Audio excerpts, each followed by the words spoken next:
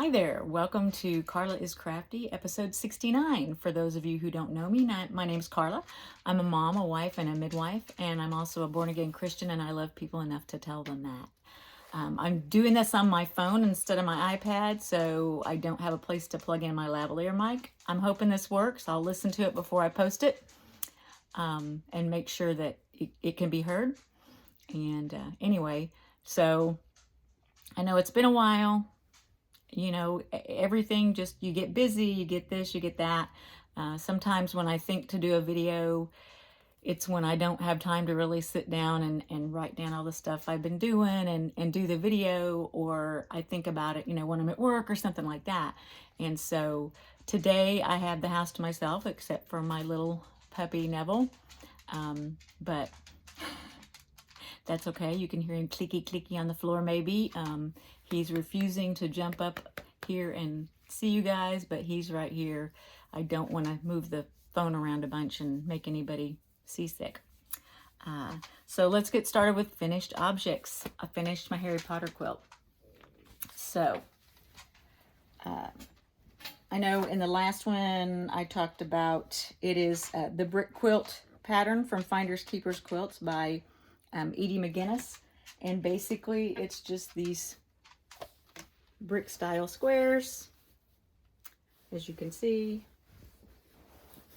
I used lots of different Harry Potter fabrics to make it with. And then my lining, my backing for the quilt is actually this Harry Potter books fabric that I bought at Hobby Lobby. I actually bought a 10-yard bolt of it because you had to buy, I think, at least 2 yards, and I needed, I don't know, 6 or something like that. And because it was such a good price on it, I went ahead and just got 10. And I do have some left over. I mean, I'm glad I did, because this ended up being like a, you know, 80 by 80 quilt.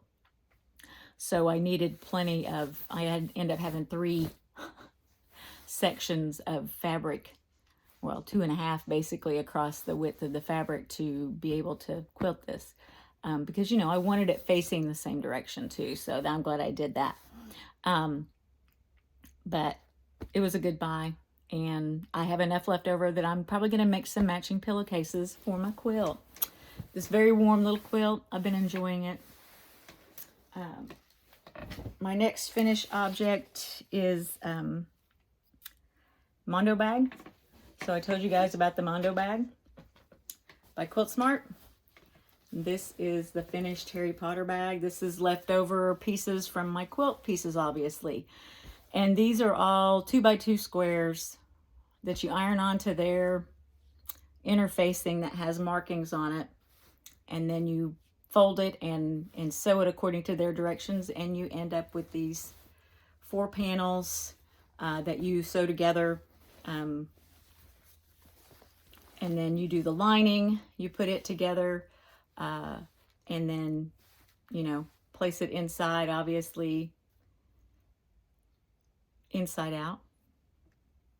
One's inside out, and you put one right side up in, and you sew it together, turn it inside out anyway, and then you put your straps on before you sew all the edges. And it does have a pocket in it, so that's pretty cool. I mean, it's a slanted pocket, but it's a nice little pocket for things. I'm using it as a project bag. You can use it for a lot of things. But I also made 3 more of these. They really are very simple to make, and I would recommend getting the Mondo bag. You can buy the pack that has the interfacing, the printed interfacing pattern, plus it has the pattern with it, or you can buy just the interfacing sheets to make it. But it's really simple to make. There's tons of videos on YouTube, some by Quilt Smart themselves and some by other crafters that tell you how to make the bag. Excuse me, my goodness.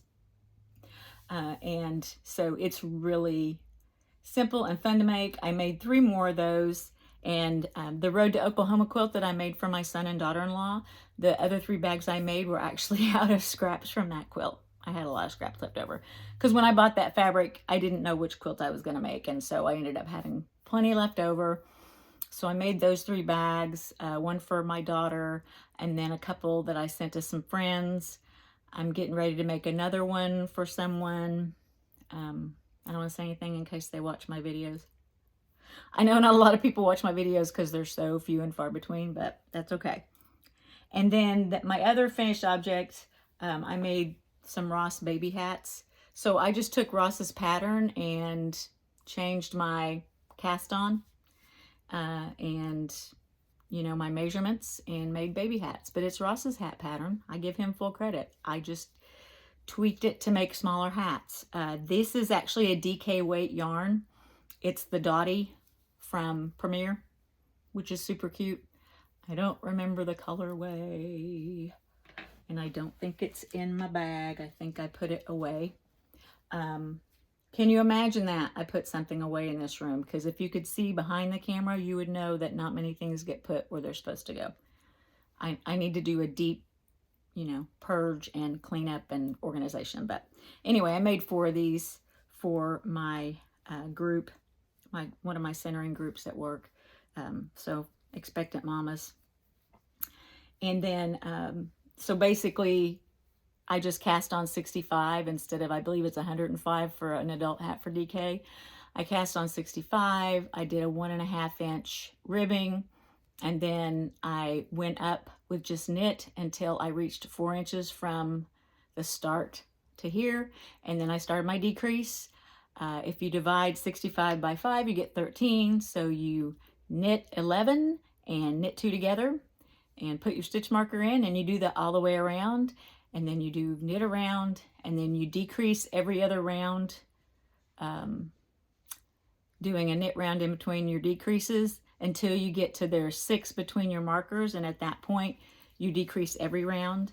And then, of course, until you get to 2 between your markers. And then at that point, you clip your yarn and sew it through the top and bring it down into the hat and bury your yarn so that it doesn't come undone. I know that was probably confusing for some people because, you know, it's easier when it's written down. Anyway, just was trying to tell you the number changes, because it's the basic Ross hat, which you can go to Ross's website and get that hat pattern for absolutely free. And I will link it below, the website, you know, the page where you can go to get that. Pattern's free. And again, he has all weights, like from, I want to say from fingering weight to bulky. He has a pattern, you know, the numbers for all of those. And then I just have tweaked them to make hats out of DK or worsted for babies. That's all my finished objects. There's other things I've finished that I've probably given away. So, yeah. Oh, look, there's Neville. Say hi, Neville. Hi. He's such a sweet boy. Yeah. Neville's brother, Jake, I know you guys have met Jake too. He, the week before Christmas, he kind of got super sick, and he, just like, he'd been kind of acting tired and things like that, but we thought, well, maybe he's just not feeling well. He was off his food a little bit. We changed his food. He seemed to be, you know, just kind of steadily, he'd get better, and then he'd get, you know, and so finally he, when he went to the bathroom, there was some blood. So we took him to the vet, and they found a splenic tumor in his abdomen, and his abdomen was full of blood. And the veterinarian said, yeah, with splenic tumors, generally by the time they act sick enough for you to take them to the vet, it's already spread because they're very rapid. So Jake would have been 9 in March. We rescued him when he was 3 from the Humane Society. He had been adopted, and then he was picked up as a stray. Sorry, Neville's bumping the camera. He was picked up as a stray, and when they called the people, because he was chipped, they said they didn't want him back. Really sad. But we took Jake, and we loved that dog. He was the neediest, most annoying dog. But he was such a sweetheart and such a lover, and you know, we loved that dog. And so it was really hard to say that. But he already, even before we knew what was wrong, his quality of life was basically just laying there. not wanting to get up, not wanting to go out. And I mean, that was just like 3 days, you know, because he started acting that way like on Saturday morning. And so we took him to the vet on Monday, and, you know, that's what happened. But anyway, so Neville's an only dog now. He's getting used to it. I think he's kind of likes it because he gets a lot more attention, because Jake was very much, if another dog was getting attention, he wasn't having that. He wanted to have the attention. So he would literally come and knock Neville out of the way if you were petting Neville. That doesn't happen anymore. Neville gets all the pets and all the loveys, and he doesn't have anybody to go out and run around the yard and play with, but I've been going out and teaching him how to play fetch, and he's enjoying that. So he's even played fetch in the house when it's been cold. Sorry, that was a little bit of a pet segue. Joys in progress. I'm still working on my corn cardigan. I haven't really worked on it too much because I was trying to finish my husband's easy knit V-neck cardigan. Got the back panel done on his cardigan, realized I did not have enough yarn to do the front 2 panels and the sleeves. So I searched around until I found some yarn, and I found some that I thought would work, even though it's not tweed, because the yarn I'm making his sweater from that he picked out of my stash is not being made anymore. So I found a solid that I'm gonna try doing a little tricky, like 2 rows of tweed, 2 rows of solid, so that it's not as noticeable as a stripe maybe, and we'll see how that works. But as soon as I find my knitting needles, oh my goodness, I have lost my Chai-Gu knitting needles, because I can't do anything else till I find those, because I have to leave the back panel. Well, I don't have to leave it on these needles. I could put it on a needle keeper. I mean, a stitch keeper or whatever. But I still need a different size needles to do the ribbing for the front panels and for the sleeves. So anyway, as soon as I find those, I can get started on that again. In the meantime, I've been doing lots of sewing, making bags and things like that. I found this great pattern. So acquisitions, I found this really great pattern that I was watching some YouTube videos on things, and aprons popped up. I don't quite know why. Because I do have a good apron pattern that I like, and it's reversible. But I saw this really great pattern this one lady did, where you just take 2 1-yard pieces of fabric and you put them right sides together. You sew all the way around except for a little spot that you leave to turn it. You turn the thing, and then you, top stitch around it. And at the base, where you turned it, you just top stitch there so you don't have an opening anymore. And then what she does is she takes whatever side that you want to be your main one, you just flip it up. And so the one on the other side is going to be your pockets. You flip it up and sew it on the side there. And then you sew however many strips you want for pockets in it. And then at the top, you take it and flip it and sew and make your casing. And then, you've made your whatever you're going to use for your straps, for your ties, and put it through that. Yeah, I know, that was confusing too. I will put her video link in the description.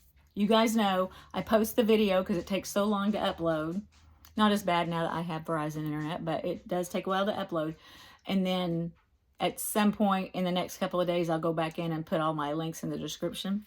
But then I also saw this. It's a crisscross apron pattern, and it's a reverse. This one's reversible, and it's Mary Malari Designs. And I ordered this pattern from there.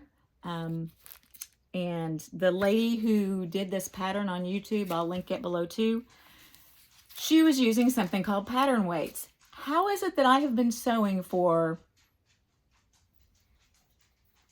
34 years and I've never heard of pattern weights, or never thought anything about it? I've always used pins with patterns, right? But pattern weights, especially when you have something like this, it's all one piece, and you put those weights on it, you don't have to bother with pinning, and I always stick myself with pins when I do that anyway. So I went looking for pattern weights, and I found some on, I believe it's sewingmachinesplus.com.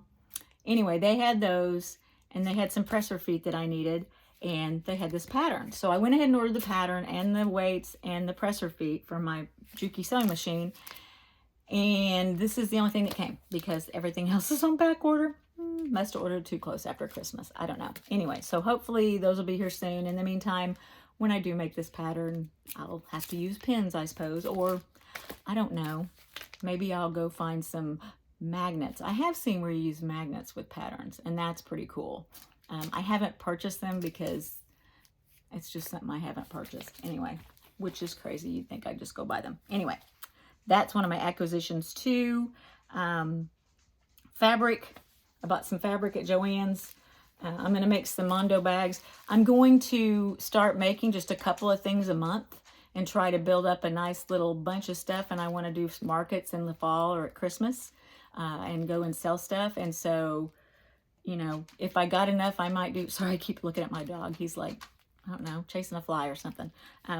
So I'm going to make some more of those Mondo bags. And since they're made with 2.5-inch squares, I bought some Kona fabric rolls, jelly rolls, whatever you want to call them. And this one is Bright Palette. This one is Peacock. Yeah, you can see the colors. And there's 24 pieces for 1,680 yards, and they're 2.5-inch wide. So then I just have to make 2.5-inch squares out of them, right? And I don't know. I really didn't figure it before I went to Joann's if one of these is going to make that, because I have to have 192 2.5-inch squares. I know that's a lot. So I'm not sure. I'm pretty sure that this will more than give me 192 out of each one of these. If it doesn't, I've got other fabrics I can add to it. I got those, and I got, I'm going to make myself another one of those dragonfly bags. And I thought I might make them for every holiday. And so I'm going to make this one out of this, and this is going to be the lining. But I thought this was kind of like beautiful shamrock material for March, right? So I'm going to do that. And then for my bags that I'm going to make for market, I'm going to make one of those bags, one of those dragonfly bags out of this. And one out of this. They had their Christmas fabric 40% off, which I thought was odd because the other holiday fabric was 50% off. But Joann's has their own thing. Anyway, I got this to line those bags with. I thought that was a pretty good color. And the other thing is that this pattern takes 2 1-yard pieces of fabric, right? So it just takes 2 yards of fabric, and these are 1-yard pieces. And so actually I could make aprons out of this fabric instead of those bags. We'll just see how that goes. And then I did, a friend of mine gave me a quilt. I don't know that I've shown it to you guys before. It's just scrap quilt that her sister-in-law made before she passed away. And it has batting hand quilted to it, but it doesn't have any backing. And so I bought just this little dotted fabric to put backing on it so I can get that quilted and get it donated as she asked me to. I went to put it on the frame a couple of days ago and realized I did not have any large pieces of fabric. I know, how can I not have any large pieces of fabric that I can make backing out of? Spit it out, Carla. But what happens is, you know, I buy fabric, and normally I just buy small pieces for like quilt tops or other crafts. And I don't tend to buy large yardages of fabric unless I know, like, the backing for my Harry Potter quilt. And so usually what I do is when I get a quilt done, or when I, you know, get a quilt top done, I will go to the quilt store and get the 108-inch white backing. And I didn't do that for this quilt because it's only 70 inches wide and 72 inches long. And, you know, that would give me so much width on that. So I thought I'll go and just pick up some 42-inch wide fabric, and I can just sew it together, you know, and make it that way, which that's, you know, obviously what I did with Harry Potter. I took 42-inch fabric and sewed it together. And then I've got some earring findings because I'm going to make some earrings. These are little hoops. There's 2 different sizes of hoops, and then there's these teardrop looking ones. So I thought, well, I'll get those and make some earrings out of you know, I have lots of little, these are my Oklahoma charms that I bought. And I bought a bunch of charms at one point because I was making stitch markers, thinking about making those to sell and stuff. And then I just realized everybody has so many of those. So I'm going to take those charms and make earrings out of them and sell them at the craft fair too. I got some of these, they're split rings, because my friend Sandra said, don't get the jump rings that come apart because people will lose their earrings. So get the split rings instead. Thank you, Sandra, for your advice. I got that taken care of. And then she's the one that told me about the hoops too, because I usually get these, which I like these. These are the ear wires. I like the ear wires for earrings. Now these are on leverbacks, which the leverbacks are okay. They're earring findings. I use the leverbacks though for stitch markers. They're perfect for that. And Sandra, I looked for lobster claws and the thing was empty, so I have to go back and get some of those. Because she was saying that also popular at craft fairs is like the lobster claw, like zipper pulls that you can do with charms and different things. And so I'm going to do some of those too. But I have to go probably order them online or maybe go to Hobby Lobby or something. I just happened to have to go into Tulsa today. And so I went to Joann's. I had bought a one of those mini irons because one of the ladies who does the Mondo bag recommends the mini iron for ironing your Mondo bag as you're putting it together. And I thought, oh, well, that'd be handy because it's better than getting your great big iron out. I don't like that Clover mini iron. I'm not dissing Clover. I love Clover. They do some great stuff. But that mini iron is dangerous. I mean, I like to burn myself. Because it gets really hot and it's got this little bitty thing at the end and this long stem, which is protected. But I mean, it's really awkward to use. Sorry, it's not an earthquake. My dog keeps bumping the camera tripod. But it's really awkward to use. I did not like it. So I packaged it back up and I took it back to him. And then I bought twice as much in fabric. I needed some fabric to make some things. My other acquisition is Missouri Quilt Company. Oh, they're always, a lot of the quilt fabric machine places send me emails. Missouri Quilt Company does like a daily deal. And usually I just look at it and go, oh, that's really cute, blah, blah, blah. And I just move on. But they had this little 5-inch square charm pack. And they're, I don't know if you can tell that they are metallic. I thought this would make a really cute Mondo bag. I won't quite get 192 2.5-inch squares. You know, I'll get 4 2.5-inch squares out of each one of these. But I have other metallic fabrics that I can put with this that will look great. So I thought that would make a really cute Mondo bag. And then this one I just couldn't resist because I haven't opened it yet. This one is Blank Quilting Corporation. And it's called Sweet Liberty. It's a 10-inch charm pack. I'm trying to get it open. So I can show you guys. So, you know, it's red, white, and blue fabrics. You know, so it's just, you know, I want to make a quilt out of it. So the very first quilt I ever made for myself was a log cabin pattern. And it was red, white, and blue fabrics. The only problem with it was a lot of the fabrics I had purchased for like $2 a yard at Walmart back in the day. And we're talking over 30 years ago. So, and it was really poor quality fabric, some of it. And so it wore through really easily.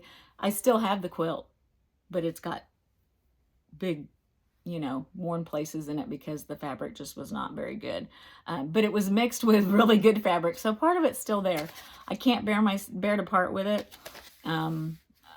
Eventually I will probably, you know, cut it up and make something like dog blankets to donate or something. But, again, it was the very first quilt I ever made for myself. And I quilted it on my Pfaff sewing machine right after I bought it. So, you know, it has a lot of sentimental value because my Pfaff died a couple of years ago and had to go to the sewing machine parts graveyard.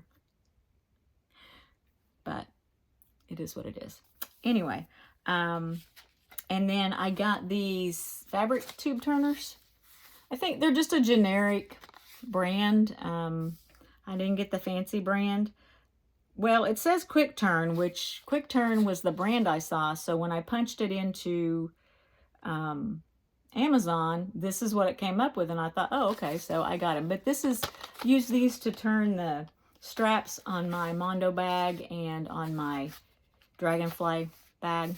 So it'll be nice to have something to turn those straps. That's a little easier than the way I do it, which is heaven knows. You can put like safety pin the end of it and push it through, but it's really time consuming sometimes, especially if you're doing like the straps for those aprons. It can be very time consuming, you know. Not the crisscross apron, it didn't have straps. But like my other aprons that I make, those little tiny tubes of fabric are really hard to turn. And it takes forever. Anyway, and then my last acquisition, you guys, I know, I just needed another hobby. I just don't do enough crafty things, right? I bought a Brother Sketch embroidery machine. Now, I'm a little disappointed. I would like to have an embroidery machine that does bigger than 4x4, but they are super, super pricey, right?